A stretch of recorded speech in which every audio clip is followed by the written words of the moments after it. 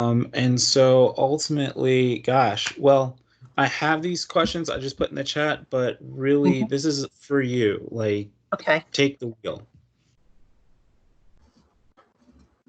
Um, so primarily, this was used for your story. This was used, or this can be used for your story. This can be used for your messaging. And some of these questions are to help feed that. Like, so for you, for example, I would call the work that you're doing with Transcend Charlotte advocacy work. Uh, Hmm. and I kind of wanted to know more about it. What brought you in, and what pushes you, what feeds you in that sort of direction. Oh, wow.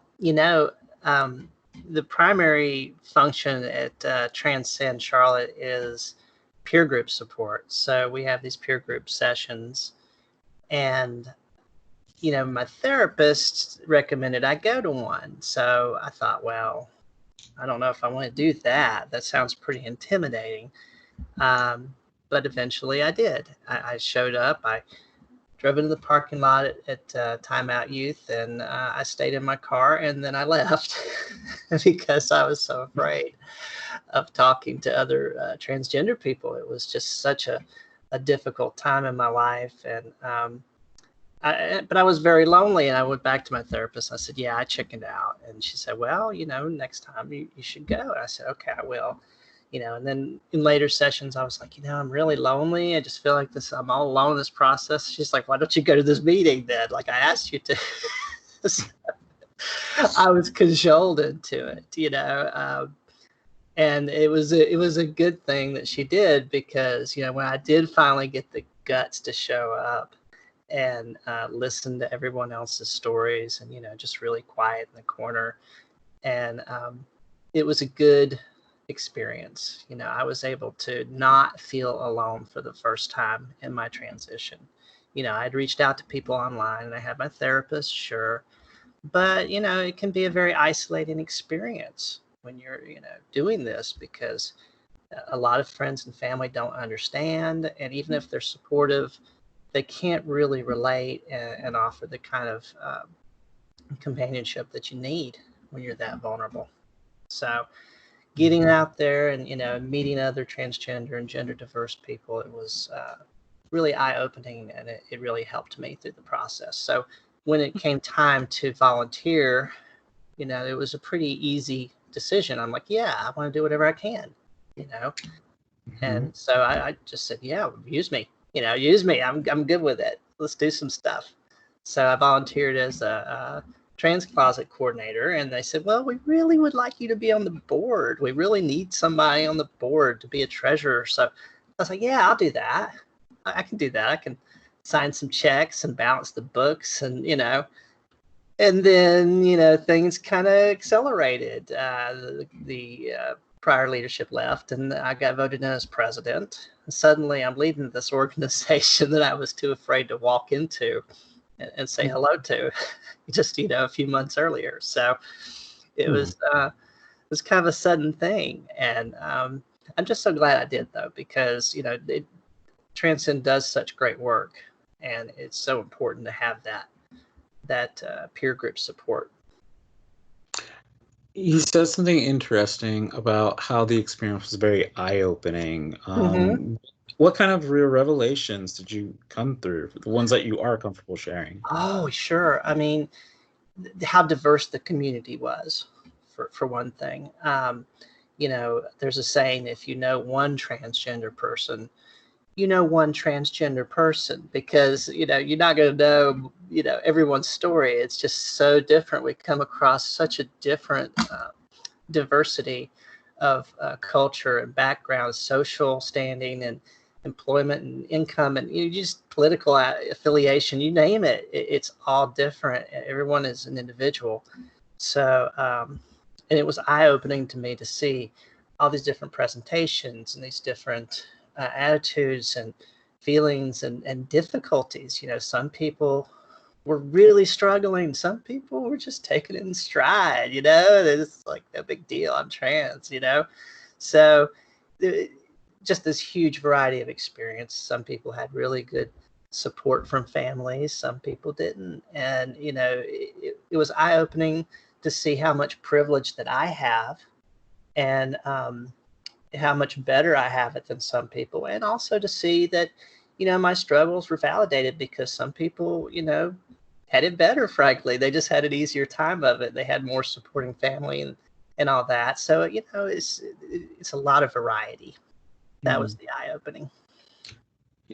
Yeah, personally, I appreciate that the focus about, when one insert identity, you only know that one insert identity. Yes. In this case, one trans person, you only know one. So, and Mm-hmm.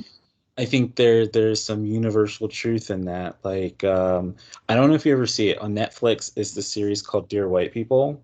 No, I And haven't seen that yet. okay, and I don't know if I don't know if we ever like had the same support group, because I'm always over at the ally aspect, but Right. I know a Yeah, we're couple in of times we between did different one rooms. jointly. Yeah. Yeah. Yeah, I think maybe And once or twice the most. yeah, and I think at least for me, because this is it's been very eye-opening for me too, personally, Mm-hmm. coming in as an ally, which I'm now thinking about changing that name to comrade. But I think about, first of all, learning what does it really mean to actually be an ally or a support for a community that Right. you're not initially or innately from. Mm-hmm. And also, one of the big eye-opening things for me was this relatability. No matter how different people can get, there's still some universal human experiences. An actress by the name of Terry Burnell, I think her name is, she had mentioned that with a play she wrote about Ethel Waters from almost a century ago. And that was kind of her main message about, the milk of human kindness has no color. And Mm-hmm. there's some relatable humanity into everything, no matter how different. So I tie all that to say, for the series Dear White People, what I appreciated was it's sort of one of the first things they establish. It's not necessarily like on the nose, but it you can definitely see in the setting, in the tone, and in how the characters are all set up, that one of the major statements that they make in both the movie and the series is that and clearly it's about black people, or Mm-hmm. it's about race, but the first statement they make, or that I interpret, was that not all black people are the same. You have Right. a wide variety of people. Yeah, and And you think you know, and you don't, because there's just right. such diversity within any classification. In a weird way, you even see people that like combinations of identities that you wouldn't think would exist, but they exist, and there's some valid reasons why. So there's a weird beauty, there's a strange beauty in that, and I say that to say I appreciate you sharing that.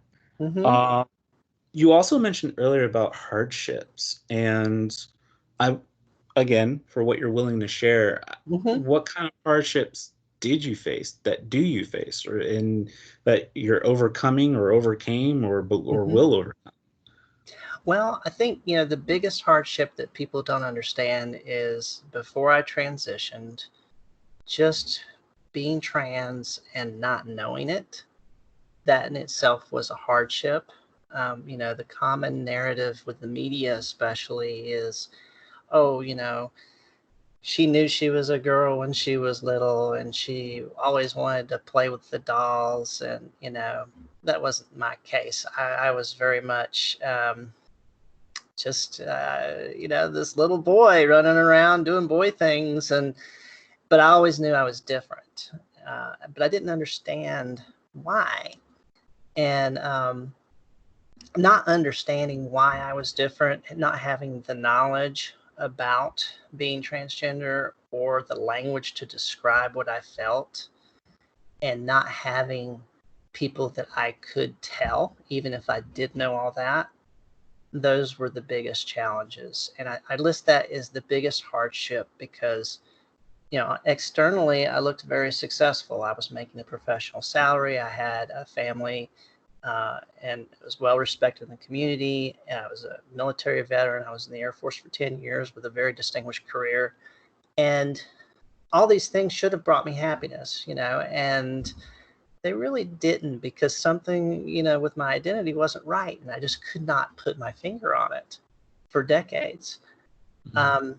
because I did not have the language, the knowledge, or the outlet to talk about it. So the biggest hardship was that creeping depression over the decades, and anxiety that just steadily increased, the low key difficulty in being in a room by myself and trying to figure out what was different about me. I just didn't know. And recovering from that has been difficult too, of course, because when you transition, you turn your life upside down, at best. Um, so transitioning was tough, but it was a lot of high points too. So it was a real roller coaster. Yes, I've lost contact with a lot of family and a lot of friends, but I've gained a lot of new friends, and I've gained, the found family, and the family that I still am in contact with, I have a much stronger relationship with. And, yeah, I'm getting divorced. My ex actually left me before I transitioned, and I've been dating, and it's been a big roller coaster. It's been some really low lows and some really high highs. So to me, the biggest hardship was pre-transition. It was that low key, not being able to express emotions and really be authentic and be who I was. What was the Eureka moment? Like, when was your moment where you're like, ah, that's it. That's what's going on. Yeah. So what happened was, when I was a child, and one thing I did do that was non-gender conforming was I would sneak into my mother's bedroom and I would try on her dresses. And, we were in a church of God, and it was just a very strict religious environment, very conservative. So I knew I couldn't tell anybody about that. And, when I would wish on, my birthday cakes when I was little, I would always wish to be a girl. And these are things I remember now. But at the time, I just thought, okay, this is just some thing I did when I was a kid. That's not really, for many years, I just put that out of my mind. And after my ex left me, I started cross-dressing again because, I was depressed and I was looking for something fun to do. And, it turns out it wasn't really fun. It was just relaxing. I felt normal as a cross-dresser. And that's how I identified. I thought, well, I'm just a cross-dresser. So I started educating myself, and I realized, okay, there's this transgender thing. I didn't really understand it. And I started reading and reading and reading and talking to people online. And I guess the things that really convinced me was I read an article, it was a scientific article by a transgender woman who happened to have a PhD. She was a psychologist and therapist, and she had classified a lot of people as transgender in different ways. And one of the things she mentioned was that a lot of transgender women, they don't necessarily know that they're transgender when they're young. They don't know that they're a girl. They just don't feel right. And she described what happens through the decades if you don't transition, and how, when you're a kid, like for instance, one of the things she mentioned was often these children will, they won't play with girls' toys, but they won't play with boys' toys either. They won't do the male sports typically. They try to keep to themselves, and they play a lot of gender neutral stuff, Legos, things like that. And she just kept going on and on about this, the study that she made over, hundreds of clients of hers. And I was like, that's me. I couldn't believe it. That was one thing. And then the other thing was reading about a concept of the hypothesis, cis spelled CIS, the null hypothesis. And it's a scientific principle. The idea is, instead of asking yourself, am I transgender? What proof do I have that I'm transgender? Ask yourself, what proof do I have that I'm cis? And start trying to decide based on the evidence which is more likely. If you approach it from a more balanced standpoint, then you can make an informed decision rather than having that implicit bias at the very beginning, putting the burden of proof on, oh, I have to prove that I'm transgender before I can take steps to be happy. So the questioning process for me was scientific in that respect. I was reading a lot of journals, a lot of stuff that's not just Reddit posts, and social media, but a lot of actual scientific papers, and trying to understand it as much as I could. And those two things kind of clicked it for me. I have to go back and find which philosopher said this. It was in one of my theology classes in college, but there's this philosophical viewpoint about, and it's the context about God, where God exists when you believe they exist, and when you believe they exist, you see the evidence thereof. But in this context, it's a very similar case, especially at the support groups we have. Talking with Laura and the gang, there's this sort of similar philosophy of you are who you say you are, regardless of whether you have proof or not. Like, if you say you're trans, you're trans. If you say you're cis, you're cis.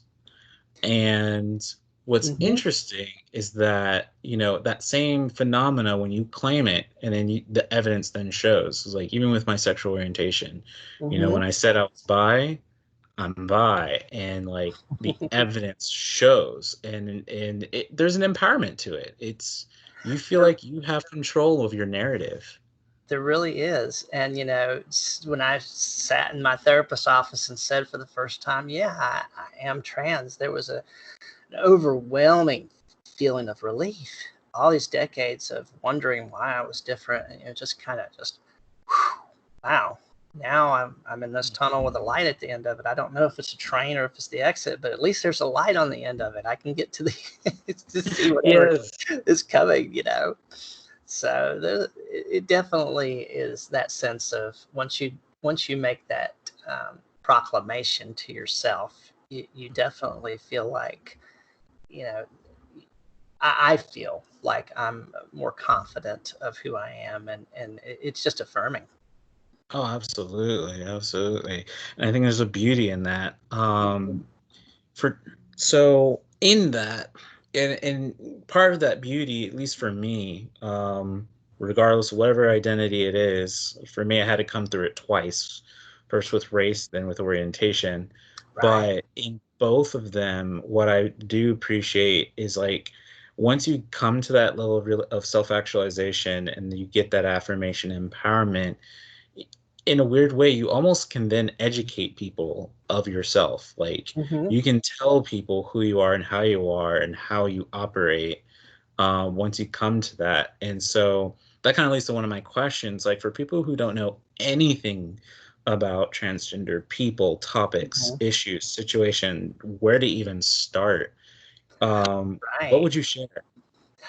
I think the first thing is just to realize that we're just people. We're not making a choice to be transgender. We are who we are. And we mentioned it earlier, but as a community, we're very diverse. We have very political and religious views and come from all sorts of backgrounds and cultures. And once you realize that, there's not really any transgender agenda, so to speak, I just want allies and family members and whatnot to educate themselves. They can attend a Trans 101 class. They can go online to PFLAG or GLAD and read the information there. We're just people, and the biggest thing is just that respect that you would give any other person, and withholding judgment a little bit till you get to know us a little bit. That's the main thing. Yeah, preaching to the choir there. Don't judge to get to know. And it's funny, that's really the basis for this exhibition for me. Like, Laura Americo and I, we're writing right now. We're writing our curator statements, and I had to think about it. But of a large part of this comes from, I think it's in Matthew's 12, I think. But it talks about how in all things that you no, it's in Matthew's 22, verse 37 to 39, excuse me. But it says, in all things that you do, of course, love God with all your mind, heart, and soul, but love your neighbor as yourself. And Right. so the first commandment, yeah, that fine, check. But the second one was always interesting to me because I then started asking what is it to love your neighbor as yourself? And Mhm. I think about the golden rule, and that led to other things like, okay, well, if we're talking about from complete strangers, I would appreciate those that take the time to learn about me as an individual and these other things like ethnicity and background, nationality, blah, blah, blah, like as a context, but really get to know me, my Mhm. feelings, my thoughts, what I'm processing, how I'm processing a moment or whatever it is. Mhm. Uh, and so that need to educate and be or to educate others and be educated birthed a lot of this. And so I appreciate you listing those resources. I'm definitely going to incorporate that in the exhibition. So you Mhm. said P flag would be a good spot. I know y'all did, and by y'all I mean specifically Mhm. Transcend Charlotte did a couple of sessions. I remember I think their name was Mish, but Mish did uh like a transgender 101 and Right. talking about how it's okay to ask for people's pronouns, which by the way, mine are he, his, him.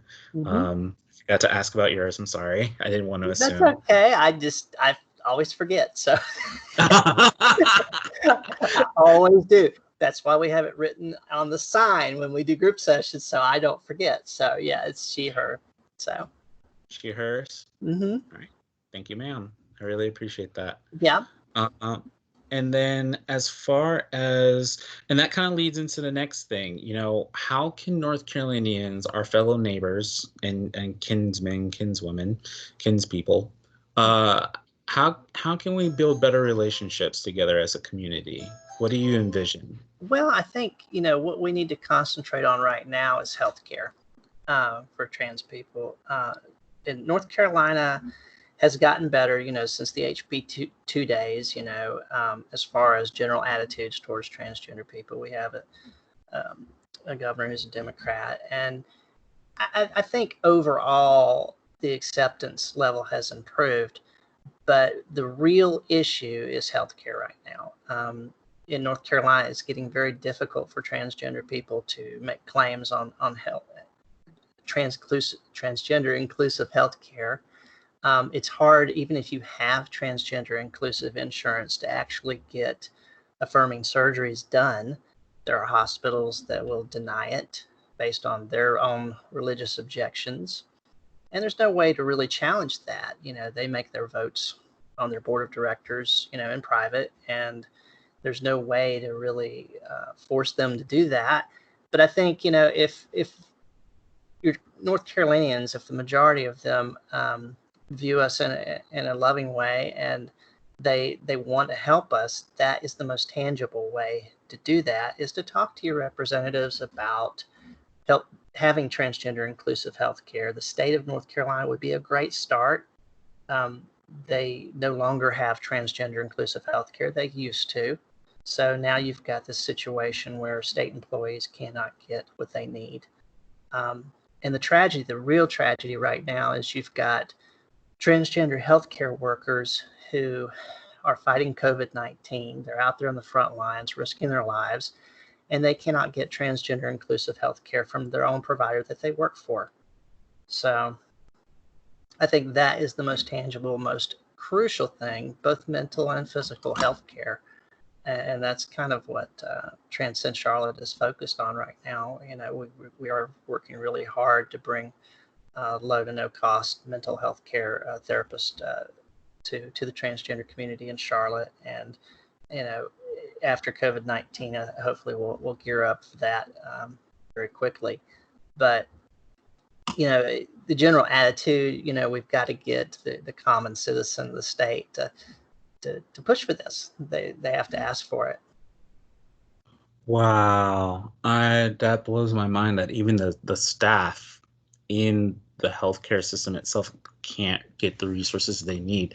Are there any partners involved on that? Like, is Novant Health doing anything about it? Is Blue Cross Blue Shield involved? Well, there is some legal action that's going to be taken this month, um, Okay. actually against North Carolina Blue Cross and Blue Shield.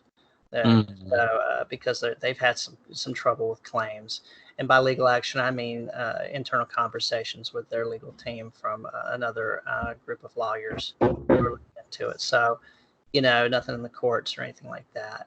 But people are looking at it. We do have allies looking at it, and also, of course, people in the community looking at it.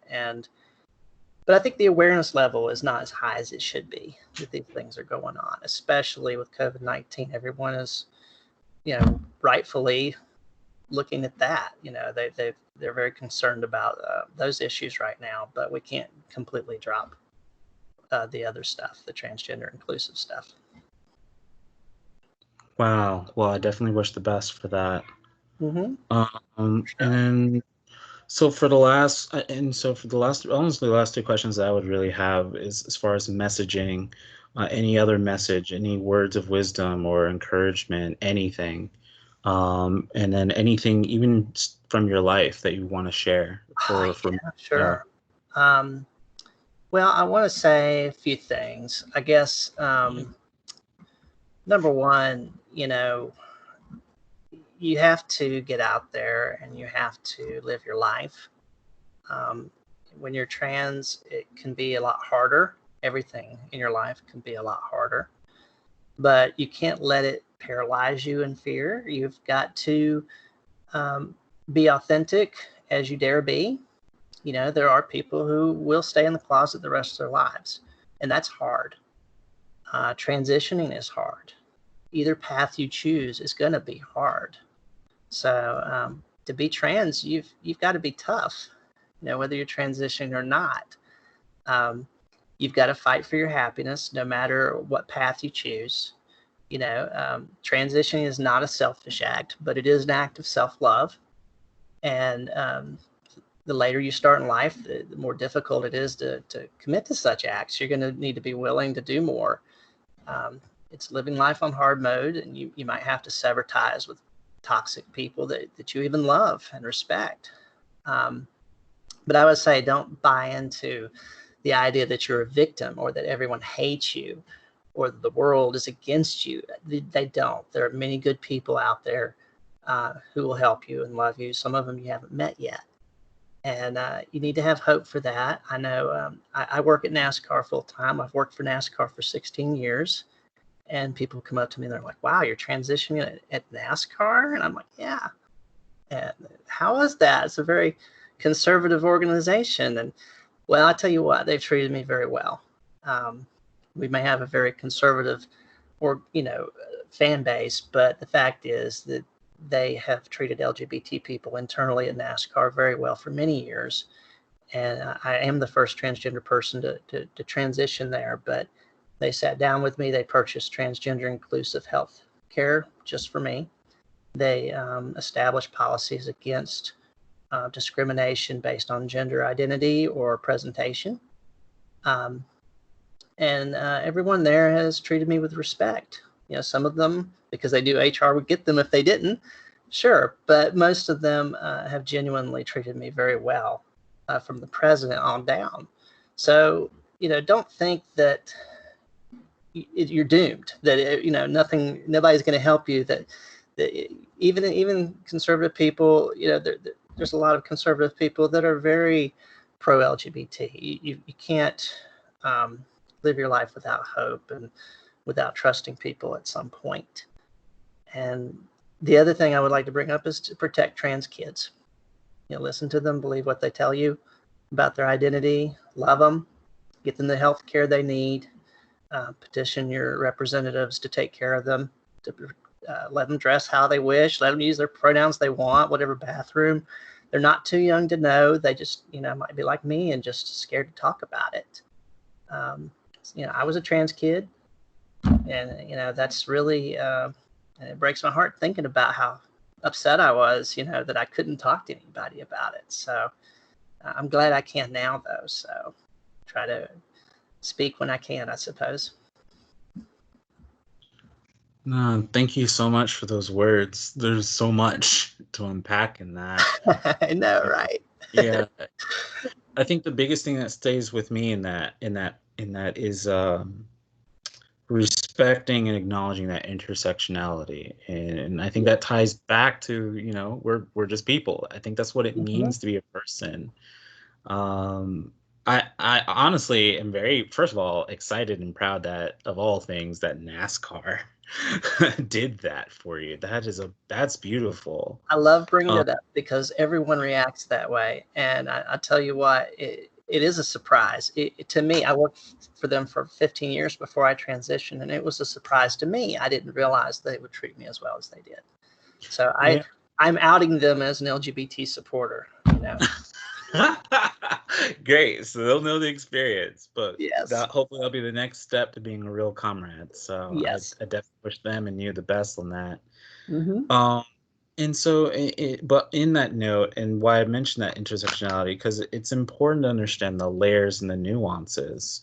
So, because you have people that are conservatives for different reasons. Like there was Hmm. one guy I met on a dating app, which was interesting to meet someone who was LGBT and like conservative or openly Yes. conservative. And I was like, I kind of want to learn more. Like, what's picking at your mind? It was interesting because most of it was about conversation. He's Armenian. So we were talking really more so about nationality, national identity, immigration, which was an interesting viewpoint. Another friend of mine, she's an LGBT supporter and she's in the arts, but she is also conservative, Right. anti-abortion. And so it was just mind-boggling. I was like, especially someone from the arts, like most Hmm. people I meet in that industry tend to be left-leaning or moderate. And so when you find a couple of people that are on the right, it's just very interesting to see how they sort of manage, or even people of faith that are also LGBT, and how do you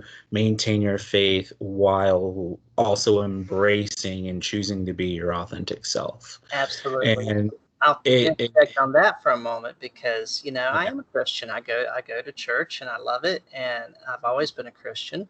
And it feels like you're stuck in between two armed camps. So, you've got the LGBT community, which I dearly love on one side, and you've got the church community that I dearly love on the other side, and I have to defend each side against each other sometimes, and sometimes you just can't. It's just one of those things. Yeah, and it's wild to me. Like, or even so I don't know if regionalism is really the accurate word. So like my family and I are from New York, but I grew up down south.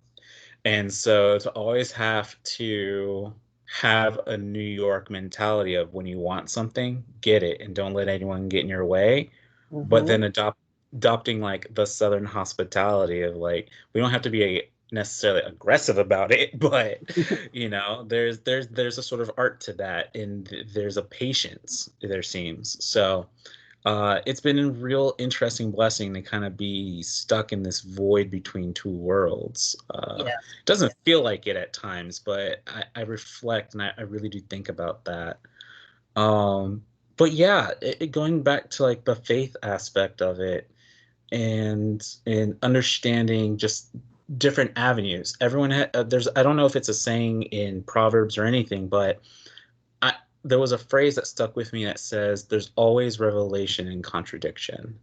Hmm. And the person that told me that, we were talking about the Bible specifically and how, she was raised Catholic and she would question, you know, controversies that would happen. And I started giving it some thought. I was like, actually, yeah, there is a lot of contradictions in that story, but there's so much revelation in it that, and I can see that's how and why people go back to it all the time.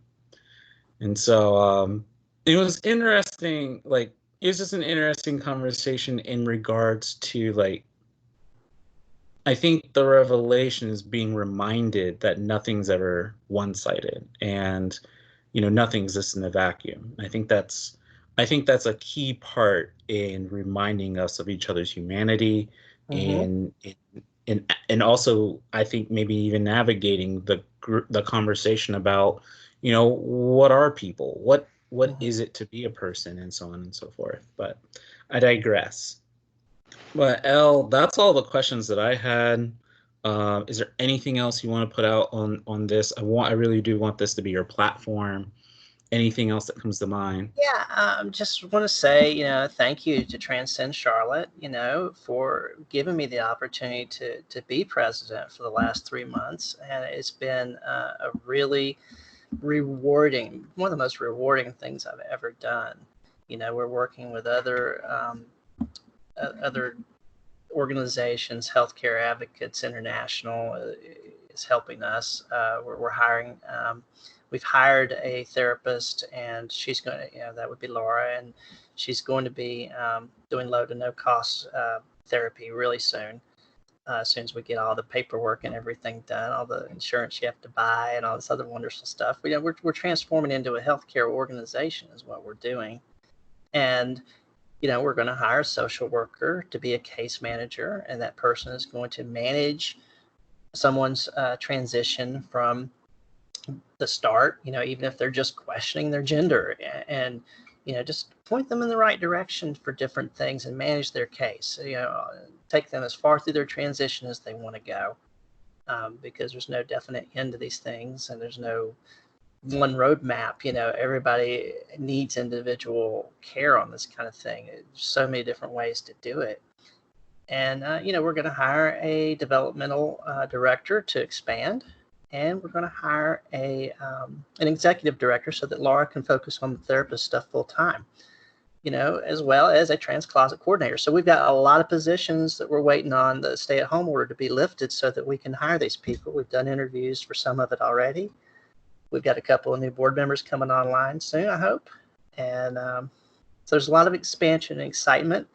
The pandemic kind of delayed a lot of this stuff, but the funding is still there, and we are pressing ahead as fast as we can, given the current environment. So we're really excited about it. I think our goal is for Transcen Charlotte to be a role model, and to be able to take that model and plop it down in Atlanta or some other city, and just duplicate that success everywhere.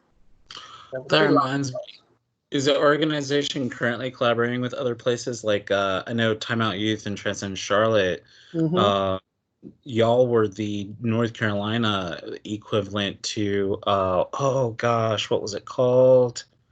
There's a nonprofit in Atlanta that is specifically for LGBTQIPK plus youth.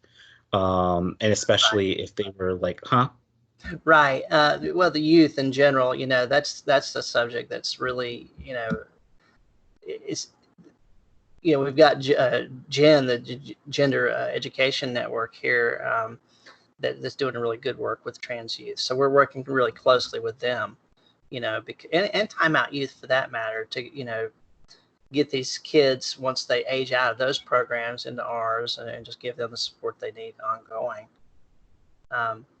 But any way we can, we try to support those organizations because they're the future.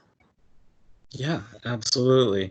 Elle, that's really great news. I'm really excited for y'all. Oh, for those services though, are y'all doing digital, right? Like an online sort of sessions? Yeah, we'll have teletherapy for sure.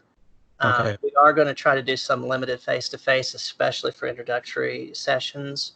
We feel like the nonverbal communication is important, but we're figuring out how to do that safely with the current environment. So we're purchasing protective equipment, and we're coming up with protocols, and we're working on with Time Out Youth on that as well, to do it the right way. And we're not going to rush into it. And even if all the stay-at-home orders are suddenly lifted, then we're not just going to charge in and start doing stuff as before. We've got to adapt to the new environment and make sure that everyone's physical safety is intact too. So. Wow. All right. Well, I wish you the best, and thank you so much for your time. Well, thank you. Appreciate everything you do. Absolutely. Likewise. So, like I said, this is going to be part of the exhibition, and part of the programming. Laura and I are going to look at some other details. When the band, because in North Carolina, I think we're in phase 1 now, as of a week ago. Correct. So once we get to phase 3, I'm going to follow up with everyone who's done this session with me thus far and see if we can get together with another artist. His name is Devo Tyndall. I mentioned him a few times, but he's a photographer here in Charlotte, and he wants to really work with the community in terms of uplifting their voice and story. Cool. And so we've talked about this, and this actual project right here, this session's partly his idea, and we talked about it, and he wants to have a more in-person experience, from hearing the stories, photographing things and aspects of your story and life that you want expressed. So at some point I will reach back out and see, try to get you two connected as well, to then produce artwork together. Great. I think that's great. I love the advocacy through artwork. The whole concept of it is just so enjoyable to me, because I feel like everything we do in our lives, as important as the economy is, important as healthcare is, and all that, we only do it for artwork. I mean, at the end of the day, why do we do everything we do? We do it so that we can express ourselves with artwork. So I feel like it's important not to forget that, and make sure that the arts are supported as well. So. All right. Well, thank you. Thank you. Hope you have a wonderful night, and I'll reach back shortly. Take care. Great. Take it easy. Bye-bye. All right. Bye-bye.